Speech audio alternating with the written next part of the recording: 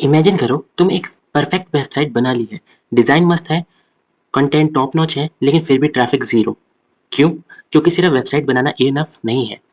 आज के digital work world में अगर तुम गूगल पे रैंक करना चाहते हो, ट्रैफिक लाना चाहते हो और अपनी अथॉरिटी बिल्ड करना चाहते हो, तो एक बात समझो, ऑफ पेज एसईओ करना इम्पोर्टेंट है। और आज की इस वीडियो में मैं तुम्हें स्टेप बाय स्टेप बताऊंगा कि ऑफ पेज एसईओ क्या होता है, ये क्यों इतना पावरफुल है और कैसे तुम इसे यूज करके अपनी वेबसाइट को टॉप पे ला सकते हो। So make sure video and तक देखना, क्योंकि लास्ट में एक सीक्रेट स्ट्रेटेजी भी शेयर करूंगा।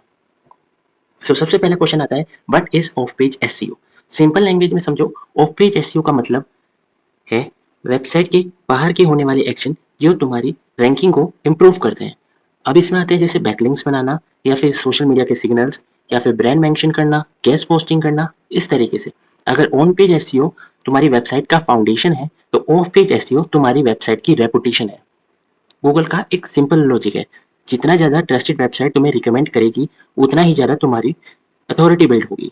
Okay, then why is SEO is important? अब सवाल ये आता है कि ये क्यों इम्पोर्टेंट है। इसके तीन सबसे बड़े रीजन है। सबसे पहली चीज, अथॉरिटी बिल्ड करता है। गूगल ट्रस्ट करता है उन वेबसाइट पे जिनके पास स्ट्रॉन्ग बैकलिंक्स होती है। दूसरी चीज, रैंकिंग करने में इंप्रूव करता है। बैकलिंक्स का मतलब है कि आप रैंकिंग की सिग्नल्स को स्ट्रॉन्ग कर रहे हैं। और तीसरी चीज, ट्रैफिक को इंक्रीज करता है। सिर्फ गूगल ही नहीं, दूसरी वेबसाइट से भी विजिटर्स आते हैं। मतलब है सिंपल कि अगर आप ऑफ पेज एसईओ नहीं करते हैं तो आपको ग्रोथ नहीं होगी। ओके, देन इसके बाद टेक्निक्स जान लेते हैं। तो सबसे पहली चीज आती है बैकलिंक्स बिल्डिंग।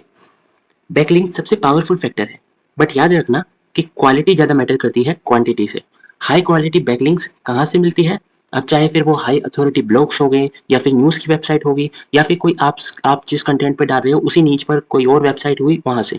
देखिए, स्पैम की जो बैकलिंक्स होते हैं ना, उससे बचना, वरना आपकी जो वेबसाइट की रैंकिंग है वो गिर सकती है। दूसरा इसमें आता है गेस्ट पोस्टिंग।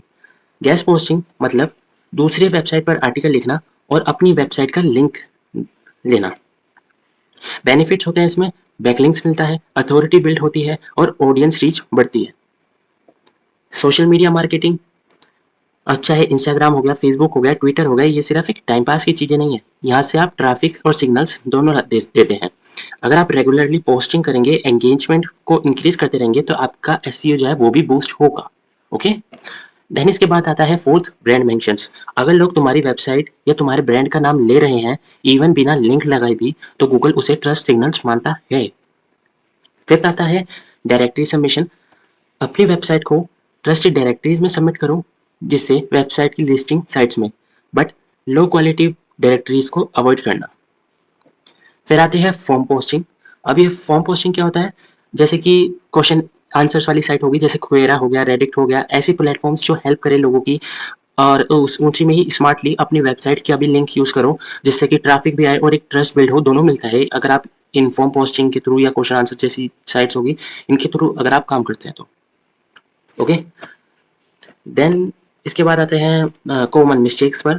तो ये इसमें आते हैं, सबसे पहले तो स्पैम बैकलिंक्स लेना। सबसे बेकार चीज़ मुझे ये लगती है कि लो क्वालिटी की बैकलिंक्स बाय करते हैं लोग, स्पैम कंटेंट कमेंट्स करते हैं, सॉरी, इररिलेवेंट साइट से बैकलिंक्स लगाते हैं, ओवर ऑप्टिमाइज करना, या फिर क्वांटिटी पे फोकस करना। इस तरीके की कई सारी चीज़ें होती हैं जो हमें अवॉइड करनी चाहिए। अब एक एडवांस स्ट्रेटेजी बता देता हूँ कि अगर आप कंटेंट और ओवर रीच कॉम्बो को मिक्स करके करेंगे तो ज़्यादा बेटर रहेगा। स्टेप फर्स्ट में आपको हाई क्वालिटी आर्टिकल लिखना है।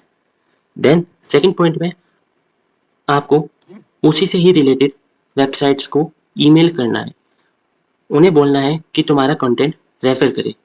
इस नेचर बैकलिंक्स से आपको काफ़ी ज़्यादा प्रॉफिट मिलेगा, आपको ट्रैफिक मिलेगा, एक अथॉरिटी बिल्ड होगी इस नेचुरल तरीके से, अगर आप बैकलिंक्स बनाते हैं तो दोस्तों, आज हमने सीखा कि ऑफ पेज एसईओ क्या होता है, ये क्यों इम्पोर्टेंट है और कैसे यूज़ करते हैं। अगर तुम सीरियस हो अपनी वेबसाइट को ग्रो करना चाहते हो, तो ऑफ पेज एसईओ को इग्नोर बिल्कुल मत करिएगा। अब मुझे कमेंट में बताओ, तुम कौन सी off page SEO strategy use कर रहे हो। और अगर वीडियो हेल्पफुल लगे तो लाइक करो, शेयर करो और चैनल को सब्सक्राइब करना मत भूलना।